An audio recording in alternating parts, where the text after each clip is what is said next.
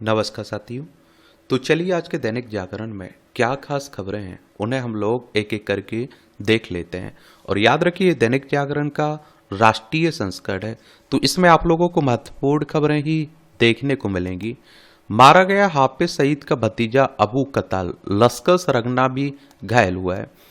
रियासी इलाके हमले का याद देखिए, रियासी हमले का साजिश करता था, पंजाब प्रांत में अज्ञात बंदूकधारियों ने बनाया निशाना। रावलपिंडी के सैन्य अस्पताल में चल रहा हाफिज सईद का इलाज, अटकलों का दौर जारी है। हाफिज सईद का करीबी था कताल और जम्मू कश्मीर में कई आतंकी हमलों के लिए था जिम्मेदार। 3 वर्षों में मारे गए दर्जन भर से अधिक आतंकी कमांडर और आतंकवाद की सफाई में अहम हो सकता है कताल की मौत। अब देखिए पाकिस्तान में बात हो रही है। बलूच विद्रोहियों ने पाक सेना के काफिले की बस उड़ाई, 90 सैनिकों की मौत हुई है।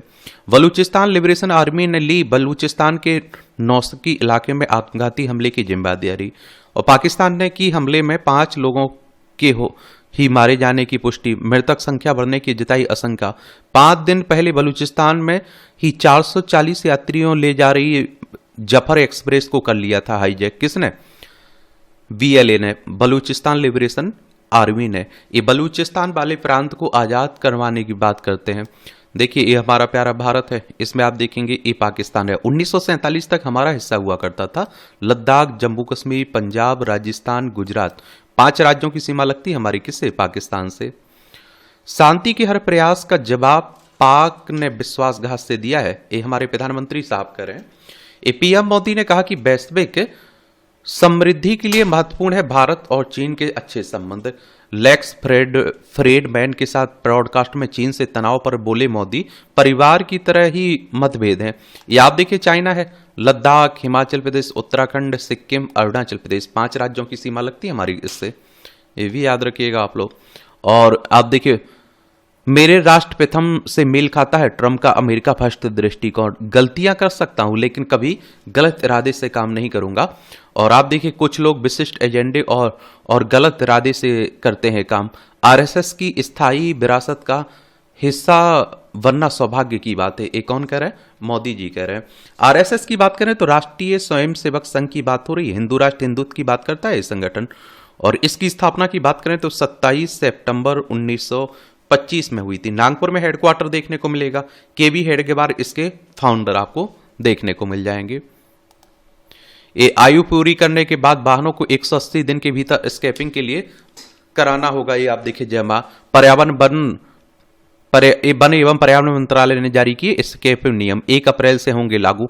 वाहन निर्माता के साथ ही उसके स्वामी भी इसके दायरे में और ना मानने पर होगी कार्रवाई। स्क्रैपिंग को बढ़ावा देने के लिए देश भर में चलाए जाएंगे जागरूकता अभियान भी आप देखते हैं। स्पेस एक्स क्रू 10 ISS पर पहुंचा, सुनीता की वापसी निकट है। स्पेस एक्स का क्रू 10 मिशन रविवार को अंतर्राष्ट्रीय अंतरिक्ष स्टेशन पर पहुंच गया है। वहां पहुंचने पर नए सदस्यों का स्वागत किया गया है और इसके साथ ही अंतरिक्ष स्टेशन पर दल की संख्या 11 हो गई है। और अंतरिक्ष स्टेशन पर फंसे हुए बुच विल्मोर और सुनीता विलियम्स की वापसी की उम्मीद भी आप देखते हैं कि क्या हो रही जगी है। और वह 9 महीने से अंतरिक्ष स्टेशन में फंसी हुई हैं। इसरो ने विकसित किया 32 आप देखते हैं बिट माइक्रो प्रोसेसर। इसरो ने चंडीगढ़ स्थित सेमीकंडक्टर प्रयोगशाला के साथ मिलकर 32 बिट माइक्रो प्रोसेसर विकसित किया है। इन्हें विक्रम 3201 और कल्पना 3201 नाम दिया गया है और उनका उपयोग अंतरिक्ष संबंधी प्रयोगों के लिए किया जाएगा। इसकी मदद से प्रक्षेपण यानों के नेविगेशन और नियंत्रण में मदद मिलती है और यह भारत में अपनी तरह का पहला प्रयास है। यह आत्मनिर्भरता की दिशा में बड़ी उपलब्धि मानी जा रही है। और देखिए अगर हम लोग बात करें इसरो की, तो हमारी अंतरिक्ष एजेंसी है इंडियन स्पेस रिसर्च ऑर्गेनाइजेशन की बात हो रही है। इसकी स्थापना 15 अगस्त 1969 में हुई थी। बेंगलोर में, कर्नाटक में इसका हेडक्वार्टर देखने को मिलेगा। ड्रग्स माफिया पर कोई रहम नहीं करेगी सरकार, ये हमेशा साफ कह रहे हैं। केंद्रीय गृह मंत्री अमित शाह ने कहा कि सरकार ड्रग्स माफिया पर कोई रहम नहीं करेगी। भाजपा सरकार ड्रग्स तस्करी से निपटने को प्रतिबद्ध है। उन्होंने राष्ट्रीय सुरक्षा बरकरार रखने व मादक पदार्थों की मुक्त भारत के निर्माण के लिए मोदी सरकार की प्रतिबद्धता दोहराई है। बांग्लादेशी घुसपैठियों के लिए आधार कार्ड बनवाने वालों को बनाया जाएगा आरोपित। देश भर में अवैध रूप से रह रहे बांग्लादेशियों से जुड़े मामलों की व्यापक जांच कराएगी सरकार। उन्हें आधार कार्ड अन्य दस्तावेज बनवाने में मदद करने वालों की भी की जाएगी पहचान। ये आप देखिए हमारा पड़ोसी बांग्लादेश है। पश्चिम बंगाल, असम, मेघालय, त्रिपुरा, मिजोरम 5 राज्यों की सीमा लगती है। 1947 तक पाकिस्तान हमारा हिस्सा हुआ करता था और बांग्लादेश भी हमारा हिस्सा हुआ करता था। फिर पाकिस्तान में चला गया था ये बांग्लादेश। 1971 तक रहा था, उसके साथ 1971 में आज़ाद हो गया था। ये भी आप लोग याद रखिएगा। ये आप देखिए नक्सलियों के गढ़ में बजी मोबाइल की घंटी, 4G सेवा शुरू हुई है। राज्य के अंदरूनी नक्सल प्रभावित क्षेत्रों में संचार सुविधा के विस्तार को मिली गति। 4 वर्ष पहले टेकल गुडेम में नक्सलियों के हमले में 22 जवान बलिदान हो गए थे। और देखिए नक्सल की बात करें, नक्सलियों की तो हमारे ही देश के लोग हैं, ये लेकिन अलग रास्ता अपनाए हुए हैं। अब आप कहेंगे नक्सल होता क्या है? तो नक्सलवाद शब्द की उत्पत्ति पश्चिम बंगाल के नक्सलवाड़ी गांव से हुई थी। भारतीय कम्युनिस्ट पार्टी के नेता चारू मजूमदार और कानून सन्याल ने 1967 में सत्ता के खिलाफ एक सशक्त आंदोलन शुरू किया था। मजूमदार चीन के कम्युनिस्ट नेता माओ सेतुंग के बड़े प्रशंसक थे। इसी कारण नक्सलवाद को आप लोग माओवाद भी कहते हैं। और छत्तीसगढ़ देखिए, ये है छत्तीसगढ़। रायपुर आप लोगों को इसकी राजधानी देखने को मिल जाएगी। और ये आप देखेंगे मध्य प्रदेश से अलग करके 1 नवंबर सन 2000 में से राज्य बनाया गया था। और इसकी सीमा आप देखें मध्य प्रदेश, महाराष्ट्र, तेलंगाना, आंध्र प्रदेश, उड़ीसा, झारखंड और उत्तर प्रदेश से लगती है। यहाँ के मुख्यमंत्री कौन है? ये आप देखिए विष्णुदेव साई हैं। रामायण डेका यहाँ के राज्यपाल हैं। विधानसभा में 90 सीटें हैं, राज्यसभा में 5 सीटें हैं, लोकसभा में 11 सीटें हैं। 1,35,192 वर्ग किलोमीटर में फैला हुआ है आपका क्या छत्तीसगढ़। मुस्लिमों को वापस आरक्षण के दायरे में लाने की कोशिश में है ममता सरकार। बंगाल सरकार ने ओबीसी को लेकर नए सिरे से शुरू की समीक्षा। राज्य में 2010 से पूर्व के सभी ओबीसी प्रमाण पत्र रद्द कर चुके हाई कोर्ट। आप देखेंगे तो वहीं की बातें हो रही हैं। कहाँ? पश्चिम बंगाल की। ममता बनर्जी यहाँ की क्या है? मुख्यमंत्री आपको देखने को मिल जाएंगी। चलिए एक बार आप लोग पश्चिम बंगाल को देख लीजिए। ये है कोलकाता इसकी राजधानी। इसकी सीमा उड़ीसा, झारखंड, बिहार, सिक्किम और आप देखते हैं कि किससे लगती है? असम से लगती है। अंतर्राष्ट्रीय सीमा नेपाल, भूटान, बांग्लादेश से लगती है। विधानसभा में आप देखिए 294 सीटें हैं, राज्यसभा में 16 सीटें हैं, लोकसभा में 42 सीटें हैं। 88,752 वर्ग किलोमीटर में फैला हुआ है आपका पश्चिम बंगाल। और आप देखिए गवर्नर कौन है? सीवी आनंद बोस यहाँ के राज्यपाल देखने को मिल जाएंगे आपको। 2011 में सत्ता परिवर्तन के बाद जब ममता बनर्जी के नेतृत्व में तृणमूल कांग्रेस सरकार बनी थी ना, तो यह सूची लंबी होती चली गई थी। इसे लेकर ममता मामला जब कलकत्ता हाईकोर्ट पहुंचा तो गत वर्ष कोर्ट ने 2010 से पहले के सभी ओबीसी प्रमाण पत्रों की रद्द करने का आदेश दिया था। और कोर्ट ने कहा था कि सूची में नाम शामिल करते वक्त तय मानदंडों का पालन नहीं किया गया। समझ रहे हैं आप लोग? तो उसी की बात हो रही। पिछड़े मुसलमानों को अन्य पिछड़ा वर्ग के तहत आरक्षण के दायरे में लेकर आए थे, उसी की बातें की जा रही है। ये आपकी राष्ट्रीय राजधानी से जुड़ी खबरें। अभी हाल ही में आपने देखा होगा यहाँ दिल्ली में विधानसभा चुनाव हुए थे और 70 सीटें हैं विधानसभा में, राज्यसभा में 3 सीटें, लोकसभा में 7 सीटें हैं। रेखा गुप्ता यहाँ की मुख्यमंत्री बन चुकी हैं। तो यमुना में गिरने वाले नालों की मैपिंग रोकेंगे सीवरेज। ये आप देखिए क्या होता है बीओडी के मानक। तो बायोकेमिकल ऑक्सीजन डिमांड यानी बीओडी पानी की गुणवत्ता जांचने का एक प्रमुख कारक है। बीओडी से पानी में ऑक्सीजन के स्तर का पता चलता है। पानी में मौजूद ऑर्गेनिक प्रदूषकों को समाप्त करने में सूक्ष्म जीवों को ऑक्सीजन की जितनी मात्रा की आवश्यकता पड़ती है उसे बीओडी कहते हैं। 3 मिलीग्राम प्रति लीटर से कम के बीओडी को अच्छा माना जाता है। किसी पानी में बीओडी की मात्रा जितनी ज़्यादा है, इसका मतलब है वो पानी उतना ही ज़्यादा प्रदूषित है, उससे ऑक्सीजन की मात्रा उतनी ही कम होती है। तो उसी की बातें की जा रही हैं। यमुना की सफाई को लेकर काफ़ी आप देखते हैं कि चुनावी मुद्दा भी रहा है इस बार। आप देखिए दिल्ली में, ये भी आप लोगों ने देखा होगा।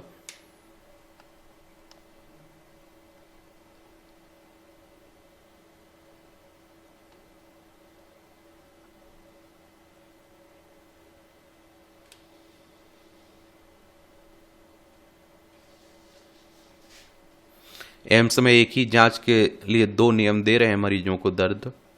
रेडियो डायग्नोसिस विभाग में कॉन्ट्रास्ट MRI व सिटी स्कैन करने वाले मरीज बाहर से महंगा इंजेक्शन खरीदने को मजबूर हैं। NMR विभाग कॉन्ट्रास्ट MRI जांच के लिए अस्पताल में ही मरीजों को उपलब्ध कराता है इंजेक्शन। 9/11 और संसद पर हमले की पृष्ठभूमि में हुआ गोधरा कांड, ये मोदी जी कह रहे हैं।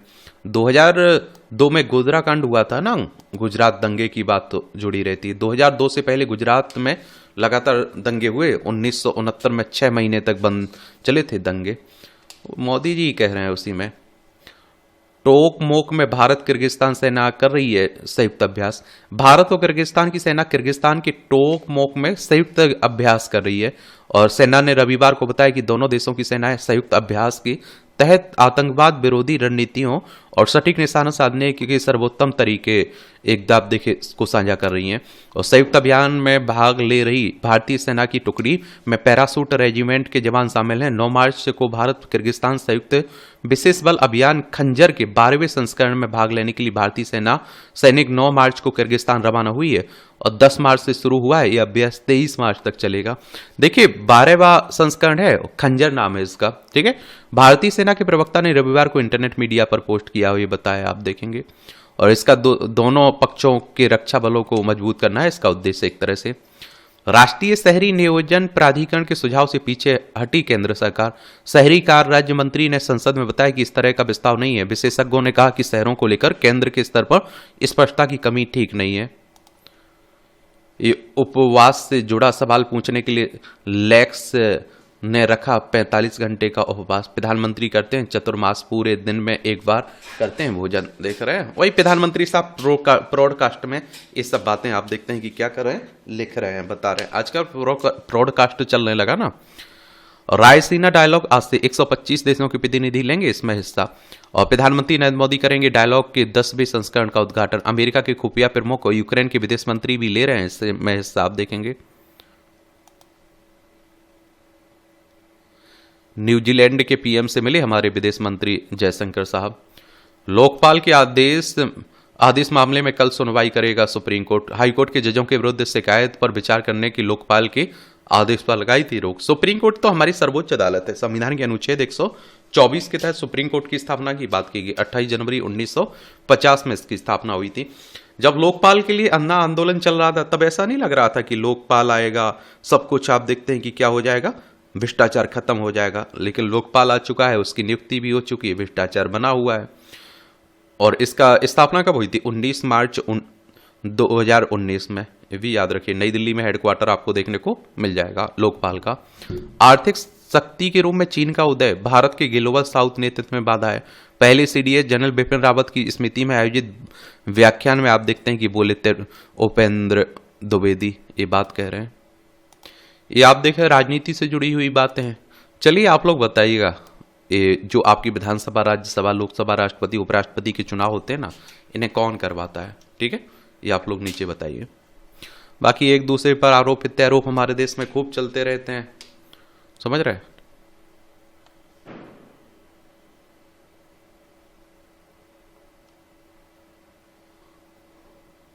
हिंदी को लेकर आप देखते हैं कि विरोध चल रहा है, औरंगजेब को लेकर भी खूब विरोध चल रहा है। बस एक सामान्य जानकारी रखा करिएगा कि ये क्या मामला है।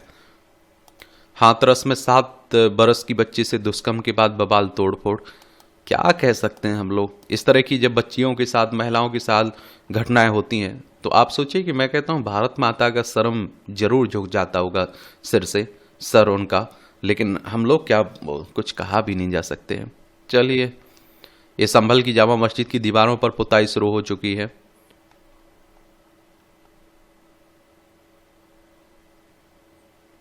ये विवादित बोल पर घिरे उत्तराखंड सरकार के कैबिनेट मंत्री प्रेमचंद अग्रवाल का इस्तीफा। पिछले माह उत्तराखंड विधानसभा में पहाड़ी समुदाय को लेकर की थी विवादित टिप्पणी। मुख्यमंत्री ने अग्रवाल के इस्तीफे को राजभवन भेजा, देर रात राज्यपाल ने स्वीकार किया है। और ये आप देखिए, उत्तराखंड है, उत्तर प्रदेश से अलग करके बनाया गया था। इसकी सीमा चाइना, नेपाल से लगती, राज्यों में हिमाचल प्रदेश, उत्तर प्रदेश से लगती। विधानसभा में 70 सीटें हैं, राज्यसभा में 3 सीटें, लोकसभा में 5 सीटें हैं। पुष्कर सिंह धामी यहाँ के चीफ मिनिस्टर हैं।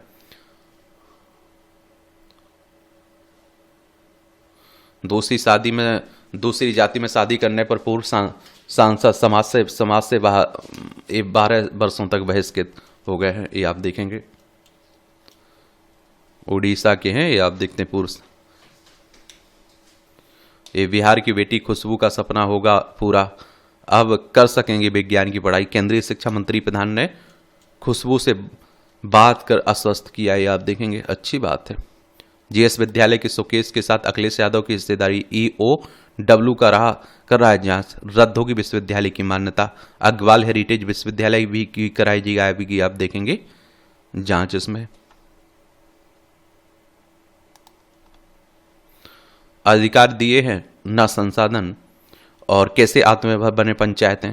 पंचायती राज मंत्रालय की रिपोर्ट में ने दिखाई तस्वीर, इच्छा शक्ति की कमी, पंचायतों की वित्तीय सशक्तिकरण के में राज्य की उदासीनता ही बनी है रोड़ा। संविधान के तहत 9 प्रकार के टैक्स व 11 तरह की यूजर चार्ज कर सकती हैं वसूले पंचायतें, लेकिन कहाँ होती हैं।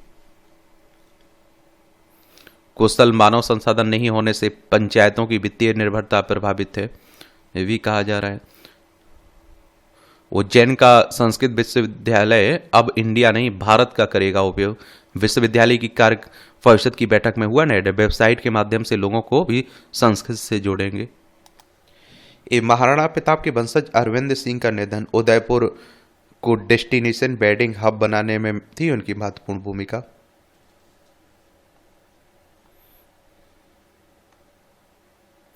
जम्मू कश्मीर में अन्य राज्यों के 200 से अधिक निवेशकों को भूमि आवंटित की गई है। 370-35 से हटने के बाद जम्मू कश्मीर को 2 भागों में बांट दिया गया ना, जम्मू कश्मीर और लद्दाख दोनों केंद्र शासित प्रदेश हैं। बस जम्मू कश्मीर में आपको दिल्ली की तरह विधानसभा देखने को मिल जाएगी। न्यू इंडिया सरकार सहकारी बैंक के गबन मामले में एक आरोपित ने किया, आप देखते हैं कि आत्मसमर्पण।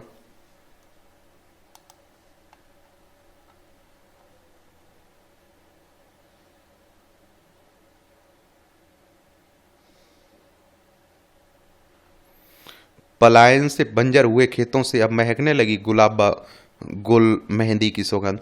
नेपाल सीमा से सटे उत्तराखंड के छोटे से गांव पसमा में तैयार हो रही है 27 हर्बल उत्पाद। अच्छी बात है, अच्छी, आप देखते हैं। इस समय एक मुद्दा काफी चर्चा में बना हुआ है, उसके बारे में मुझे लगता है कि एक सामान्य जानकारी तो आपको होना चाहिए। परिसीमन का जो पैंच फंसा हुआ है उसी की बातें हो रही है। चलिए, तो इसके बारे में एक विस्तार से जानकारी हम लोग जरूर देख लेते हैं। लोकसभा और विधानसभा में जनसंख्या के आधार पर संतुलित प्रतिनिधित्व सुनिश्चित करने के लिए परिसीमन का किया जाता है। और ये आप देखते हैं कि आज़ादी के बाद संविधान निर्माताओं ने तय किया कि सीटों का निर्धारण जनसंख्या के आधार पर किया जाएगा। इसके लिए संविधान में परिसीमन की व्यवस्था की गई। अब तक देश में 4 बार परिसीमन आयोग गठित किया जा चुका है। इसके आधार पर लोकसभा की सीटें भी बढ़ाई जा चुकी है। संविधान निर्माताओं ने शायद ही इस बात की कल्पना की होगी कि भविष्य में परिसीमन को लेकर भी विवाद होगा। यह देश में विभाजन का हथियार बन सकता है। तमिलनाडु सहित दक्षिण भारत के राज्य परिसीमन का विरोध कर रहे हैं और इन राज्यों का कहना है कि अगर जनसंख्या के आधार पर लोकसभा सीटों की संख्या तय की जाएगी तो उनको नुकसान होगा, क्योंकि उन्होंने जनसंख्या नियंत्रण की नीतियों को प्रभावी तरीके से लागू किया है। उनका मानना है कि एक तरह से ये अच्छे काम के लिए दंडित करने का के समान है। दूसरी तरफ उत्तर भारत के राज्यों में जनसंख्या तेजी से बढ़ी है और इन राज्यों को राजनीतिक प्रतिनिधित्व के मोर्चे पर फायदा होगा। जनसंख्या के आधार पर प्रतिनिधित्व की व्यवस्था और परिसीमन के विरोध के कारणों की पड़ताल की जाएगी आज। और देखिए, जनसंख्या के आधार पर सीटें तय होती है ना, इसीलिए तो आप देख रहे हैं कि उत्तर प्रदेश में आप लोगों को कितनी 80 सीटें लोकसभा में देखने को मिलेंगी। विधानसभा में कितनी है? आपको 403 सीटें देखने को मिलेंगी। तमिलनाडु में 39 सीटें हैं लोकसभा में, समझ सकते हैं आप लोग। परिसीमन क्या है? तो परिसीमन आबादी में हुए बदलाव के आधार पर संसदीय विधानसभा की सीटों की संख्या निर्धारित करने की प्रक्रिया है। मोटे तौर पर इसका मकसद यह सुनिश्चित करना है कि प्रत्येक निर्वाचन क्षेत्र में मतदाताओं की संख्या लगभग बराबर रहे। दूसरे शब्दों में परिसीमन सीधा आकार से जुड़ा हुआ है। बड़ी आबादी वाले राज्यों को संसद में छोटी आबादी वाले राज्यों की तुलना में अधिक प्रतिनिधित्व मिलता है। अब तक कितनी बार हुआ है परिसीमन? अब तक भारत में 4 बार, 1952, 1963, 1973 और सन 2000 में परिसीमन हो चुका है। 1976 तक प्रत्येक जनगणना के बाद लोकसभा, राज्यसभा और राज्य की विधानसभाओं की सीटों पर नए सिरे से तय की जाती थी। हालांकि 1976 में आप देखेंगे कि 1976 में आपातकाल के दौरान इंदिरा गांधी की सरकार ने सीटों के आवंटन का इसलिए फ्रेज कर दिया कि परिवार नियोजन की नीतियों को प्रभावी तरीके से लागू करने वाले राज्यों को प्रतिनिधित्व के मोर्चे पर नुकसान ना हो। इस फैसले को 42वें संविधान संशोधन के जरिए लागू किया गया था। इस संशोधन ने 2001 की जनगणना तक संसदीय और विधानसभा की सीटों की संख्या में बदलाव को रोक दिया था। 2001 के में निर्वाचन क्षेत्रों की सीमाएं नए सिरे से तय हो गई थी, लेकिन सीटों की कुल संख्या में कोई बदलाव नहीं हुआ था। ऐसा कुछ मुख्य रूप से दक्षिण भारत के राज्यों के विरोध की वजह से किया गया था। क्या परिसीमन से प्रतिनिधित्व पर पड़ेगा असर? परिसीमन आबादी के आधार पर संसदीय सीटों की संख्या तय करेगा और उत्तर भारत के राज्यों को अधिक सीटें मिलेंगी। दक्षिण भारत के राज्यों की संसदीय सीटों की संख्या में मामूली बदलाव होगा। माना जा रहा है कि तमिलनाडु इससे सबसे ज्यादा प्रभावित है। परिसीमन की घोषणा 2024 के लोकसभा चुनाव के बाद गृह मंत्री अमित शाह ने सरकार दो प्रमुख काम करेगी, राष्ट्रीय जनगणना और परिसीमन। देखिए, जनगणना की बात करें तो पहली बार 1872 में लॉर्ड मेयो के समय में हुई थी। 1881 से व्यवस्थित नियमित जनगणना लॉर्ड रिपन के समय में शुरू हुई थी।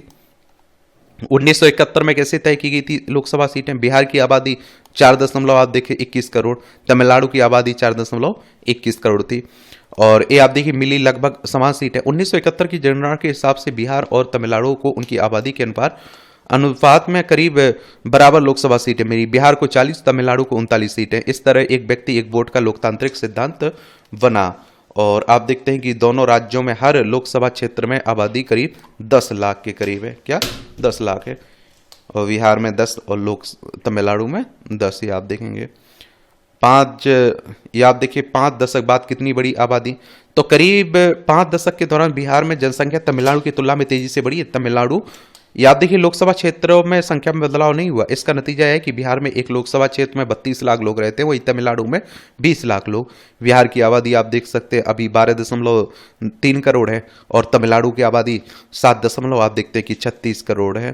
तो आप समझ सकते हैं, ये आप देख रहे हैं उत्तर भारत के प्रमुख राज्यों में जनसंख्या वृद्धि दर और दक्षिण भारत के सुस्त रफ्तार से बढ़ी। आप देखेंगे परिसीमन ऐसे बदलेगा सीटों का गणित। 2026 तक उम्मीद की है कि भारत की आबादी करीब 150 करोड़ हो जाएगी। दक्षिण भारत में कर्नाटक की लोकसभा सीटें 28 से बढ़कर 36 हो जाएंगी। तेलंगाना में सीटें ये आपकी 17 से बढ़कर 20 हो जाएंगी। आंध्र प्रदेश में 25 से 28 हो जाएंगी। तमिलनाडु में लोकसभा की सीटें 39 से बढ़कर 41 हो जाएंगी। केरल में आबादी बढ़ने का दर सबसे कम है। केरल की सीटें 20 से घटकर 19 हो जाएंगी। समझ सकते हैं। उत्तर भारत में उत्तर प्रदेश की सीटें ये आप देखिए 80 से 128 हो जाएगी। बिहार की ये आप देखिए 40 से बढ़कर 70 हो जाएंगी। दक्षिण भारत के राज्य इसलिए इस परिसीमन का विरोध कर रहे हैं कि उनका कहना है कि परिसीमन से उनकी सीटें कम हो सकती हैं और राष्ट्रीय राजनीति में उनकी आवाज कम हो सकती है, क्योंकि हमारे यहाँ तो सीटों का गणित रहता है ना पूरा राजनीति का। परिसीमन के बारे में क्या कहता है संविधान? संविधान के अनुच्छेद 82 और 170 में परिसीमन प्रक्रिया को लेकर स्पष्ट दिशा निर्देश दिए गए। अनुच्छेद 182 इसमें कहा गया है कि प्रत्येक जनगणना के बाद संसद लोकसभा क्षेत्रों की सीमाओं और संख्या नए सिरे से तय करने के लिए परिसीमन अधिनियम पारित करेगा। अनुच्छेद 170 कहता है कि यह अनुच्छेद विधानसभा सीटों के परिसीमन के बारे में इसका के तहत आबादी के आंकड़ों के आधार पर आप देखिए हर राज्य में विधानसभा सीटों की संख्या तय की जाती है। ये जरूर याद रखा करिएगा। 1971 में आप देखेंगे कि उत्तर भारत में दक्षिण भारत के राज्यों के सांसदों लगभग बराबर संख्या में लोगों का प्रतिनिधित्व करते हैं। 2026 तक इसमें बहुत असमानता आ जाएगी। 150% से अधिक बड़ी है आबादी भारत की। 1971 के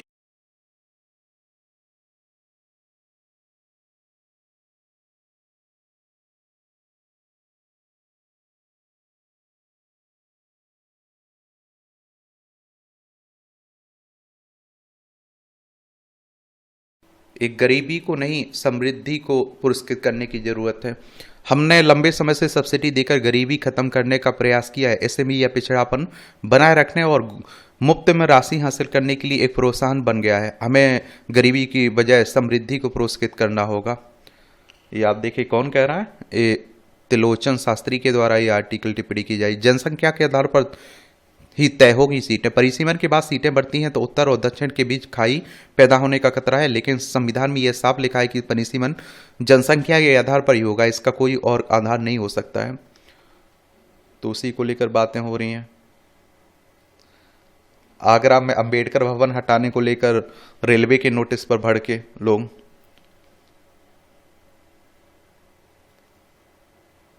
याद देखिए गंजापन दूर करने को लगवाया तेल, 30 की आंखों में संक्रमण। मैं इसलिए कहता हूं थोड़ा ध्यान रखा करिएगा। अप्रैल में शिमला आ सकते हैं अमेरिकी राष्ट्रपति Donald Trump. Alkem life sciences में जमा किए आईपीओ के दस्तावेज। ये आरंभिक सार्वजनिक निगम की बात हो रही है। 2025 में सोने से ज्यादा बढ़ेगा चांदी का मूल्य। वैश्विक निवेश फर्म विज विजर्ड मट्री ने, ये आप देखिए, कहा आपूर्ति में कमी और बढ़ती औद्योगिक मांग का दिखेगा असर। 2023 क्या 23% की वृद्धि हो सकती है चांदी के मूल्य में इस वर्ष। 17% वृद्धि का अनुमान हुआ सोने की कीमत में 2025 के दौरान, और 2024 में 27% बढ़ी थी सोने की कीमत। इस वर्ष मजबूत होगी सोने की मांग। ये आप देखिए, इन उद्योगों में बढ़ रही मांग, फोटोवोल्टिक, सोलर पैनल उत्पाद, 5G टेक्नोलॉजी, ऑटोमोटिव, इलेक्ट्रॉनिक्स, उच्च दक्षता वाले एन टाइप और सौर पैनल। घरों की महंगाई की घरों की मांग मजबूत, कीमत में महंगाई दर से अधिक वृद्धि होगी। क्रेडाई के प्रेसिडेंट वोमन ईरानी ने कहा है। भारत में ईयरपॉड्स का उत्पादन करेगी एप्पल। 5 वर्षों में 4 से 7% बढ़ेगी बंदरगाह उद्योग। मुद्रा प्रबंधन परियोजनाओं की दौड़ में 6 कंपनियां हैं। यह आप देखेंगे कि भारत और न्यूजीलैंड फिर से शुरू करेंगे FTA वार्ता। मुफ्त व्यापार समझौते की बात हो रही है। FPI ने मार्च के पहले पखवाड़े में शेयरों में से 30,000 करोड़ रुपए निकाले। 1.42 लाख करोड़ रुपए हुई है FPI की कुल निकासी 2025 में। अब तक 7,355 करोड़ रुपए का निवेश किया डेट बाजारों में 1 से 13 मार्च तक। डिजिटल रूपांतरण पुरस्कार पर PM ने RBI को दी बधाई। आप देखेंगे प्रधानमंत्री मोदी ने, या आप देखेंगे कि उन्हें उससे ब्रिटेन में लंदन स्थित सेंट्रल बैंकिंग द्वारा डिजिटल रूपांतर पुरस्कार 2025 के लिए चुना गया था ना। दाल आत्मनिर्भरता को गति देगी, जायज फसलें।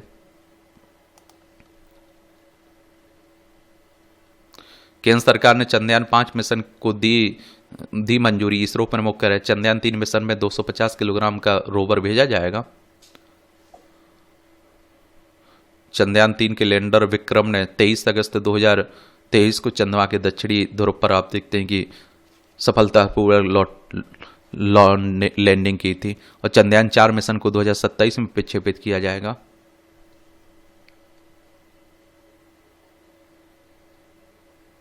बार काउंसिल में महिलाओं को मिलेगा 33%। आप देखते हैं कौन आरक्षण। बार काउंसिल ऑफ इंडिया के अध्यक्ष ने कहा है। एक कम बारिश वाले इलाकों में उगाई गई मीठी चरी से बनेगा एथेनॉल। और महाराष्ट्र व कर्नाटक में 1000 एकड़ में की जाएगी खेती। BPCL को दिया जाएगा मीठी चरी से तैयार हुआ एथेनॉल। ग्राहक ने मोबाइल नंबर नहीं ले सकते हैं रिटेल स्टोर, उपभोक्ता आयोग कह रहा है। ये आप देखिए अंतर्राष्ट्रीय खबरें। यूक्रेन में सैन्य तैनाती को यूरोप तैयार है। और फ्रांस के राष्ट्रपति मैक्रो ने कहा रूस नहीं करेगा यूक्रेन में शांति सेना पर हमला। ये ब्रिटिश PM ने सहयोगी देशों के नेताओं के साथ बैठक की। कुर्स्क के छोटे से टुकड़े पर बची लड़ाई। ये आप देखेंगे कि यूक्रेन रूस में लंबे समय से युद्ध चल रहा है। यूक्रेन है, रूस है, ये हमारा प्यारा भारत है, तो उसी को लेकर बातें हो रही हैं। चीन ने पाकिस्तान को सौंपी दूसरी पनडुब्बी। ये अमेरिका ने हाउती पर किया बड़ा हमला, 31 की मौत हो चुकी है। निर्वासन में तेजी लाने के लिए ट्रंप के युद्धकालीन शक्तियों के उपयोग पर कोर्ट ने लगाई अस्थायी रोक। 1798 की विदेशी शत्रु कानून का उपयोग केवल युद्ध के समय किया जाता है। यह प्रवासियों की उचित प्रक्रिया अधिकारियों को दरकिनार कर निर्वासन की अनुमति देता है। अमेरिका में आए भीषण तूफानों में 35 की मौत हो चुकी है। अभी ये स्पेसएक्स क्रू 10 INS पर पहुंचा। सुनीता विलियम्स की घर वापसी जो बातें होने लगी हैं अब।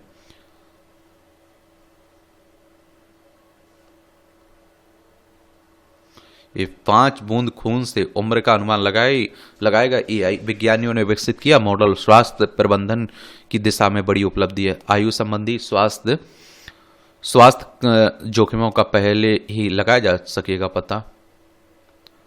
लोकतंत्र में कोई रिवर्स गियर नहीं होता है, ओली कह रहे हैं। नेपाल के प्रधानमंत्री KP शर्मा ओली ने राजशाही समर्थकों पर किया कटाक्ष। ये आप देखें खेल से जुड़ी खबरें हैं। खिलाड़ी का संबंध किस खेल से है, क्या उपलब्धियां, ये जरूर याद रखा करिएगा। सब देख रहे हैं। नई वैश्विक T20 लीग की योजना बना रहा है सऊदी अरब। 4,337 करोड़ रुपए का निवेश करेगा सऊदी अरब इस नई T20 लीग में। 62 की उम्र में ब्राउनली ने किया अंतर्राष्ट्रीय क्रिकेट में पदार्पण। रियल की जीत में चमके एम्बापे, रोनाल्डो को पछाड़ा। फुटबॉल की बात हो रही है। कीवी तेज गेंदबाजी के आगे बेबस पाकिस्तानी।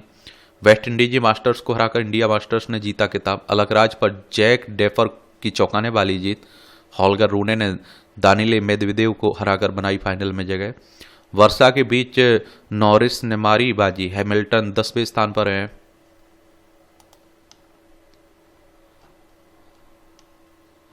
राम मंदिर ट्रस्ट ने किया 272 करोड़ रुपए का जीएसटी भुगतान।